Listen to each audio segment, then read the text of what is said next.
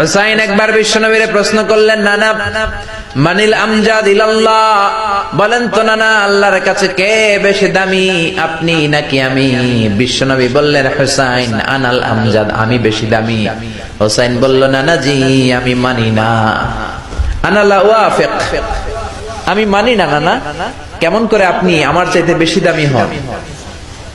আপনার চাইতে আমি বেশি দামি।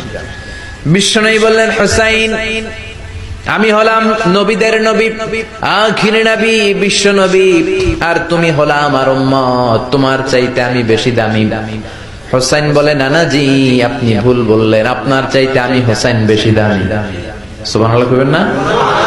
বিশ্বনবী বললেন, কাইফা যালিক, কেমন করে এটা? হুসাইন বলল, নানা জি তাহলে বলেন তো আপনার আব্বার নাম কি? বিশ্বনবী বললেন, আমার আব্বার নাম হলো আব্দুল্লাহ। কি নাম? হুসাইন বলেন, আনা খালি আব্দুল্লাহ, লাইসা ক্বাবলাহু ওয়ালা বা'দাহু শাই। খালি আব্দুল্লাহ, সামনেও কোনো টাইটেল নাই, পিছনেও কোনো টাইটেল নাই। আমার আব্বার নাম আপনি জানেন নাকি? আমার আব্বা হলো শেরে খোদা, দুনিয়ার সব কাফির মুশরিকদের জন্য আল্লাহ আমার আব্বারে বাগ বানিয়ে পাঠিয়েছে। আমার আব্বা সাধারণ কোন মানুষ নয়, বিশ্বনবীর মেয়ের জামাই। আল্লাহু আকবার। আপনার আব্বা আব্দুল্লাহ কি কোন নবীর মেয়ের জামাই নাকি? বলেন। আমার আব্বার নাম হলো আলী কাররামাল্লাহু ওয়াজহা। বিশ্বনবী বললেন, তাই তো, আসলে তো তোমার আব্বা বেশি দামি।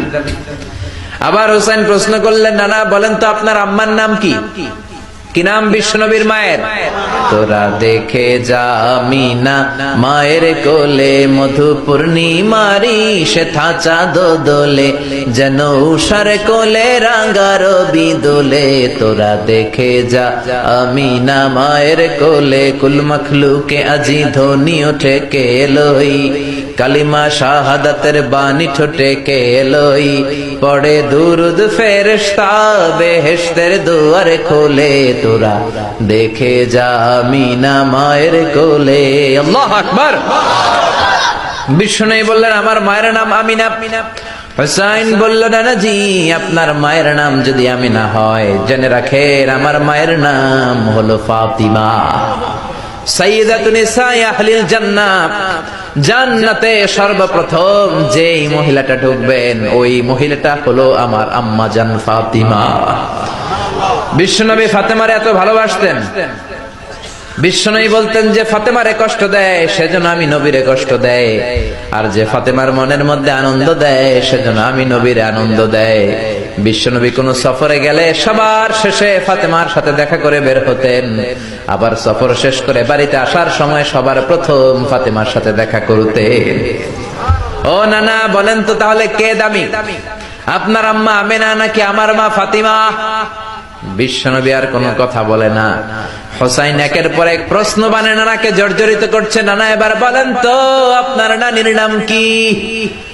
বিশ্বনবী বললেন, হুসাইন আমার নানির নাম হলো বাররা বিনতে আব্দুল উজ্জা। হুসাইন বলে, নানা আপনার নানি বাররা রে কেউ চিনে না। চিনেন আপনারা? অনেকে জানেই না, ওই যে কয় নচিনি, আরা নচিনি দে, আমরা চিনি না বাররা বিনতে আব্দুল উজ্জা। হুসাইন বলে, নানা আপনার নানিরে তো কেউ চিনে না, বাররা নামটা কারো মুখস্থ নাই। আমার নানির নাম আপনি জানেন নাকি? আমার নানির নাম হলো খাদিজাতুল কুবরা আত-তাহেরা। একটা মহিলাকে আরশের উপর থেকে আল্লাহ সালাম জানিয়েছেন, ওই মহিলাটাই আমার নানি খাদিজা। বিশ্বনবী খাদিজারে এত ভালোবাসতেন। বিশ্বনবী বলতেন, আল্লাহ কিয়ামতের দিন যখন কেউ কাউরে চিনবে না, ওই কঠিন দিনে আমি যেন আমার প্রাণের খাদিজারে ভুলে না যাই। খাদিজা ইন্তেকালের পরে বিশ্বনবী নিজ হাতে দাফন কাফন করলেন, কবরের সামনে দাঁড়িয়ে দোয়া করলেন। দোয়ার পরে সব সাহাবীরা ঘরে ফিরে যায়। আবু বকর বললেন, নবী চলেন ঘরে ফিরে যাই, দাফন শেষ, কাফন শেষ, দোয়াও শেষ। বিশ্বনবী বললেন, না আবু বকর আমি যাব না, তুমি যাও, আমি কবরের সামনে দাঁড়িয়ে থাকবো। যেই মহিলাটাকে এই কবরের মধ্যে আমি শোয়ালাম রে আবু বকর, এই মহিলাটা সাধারণ কোন মহিলা নয়, আমার বিপদের দিনের সঙ্গিনী খাদিজা। মক্কায় এই মহিলাটাই আমার হাতে প্রথমে কালিমা পড়ে ইসলাম ধর্ম গ্রহণ করেছে।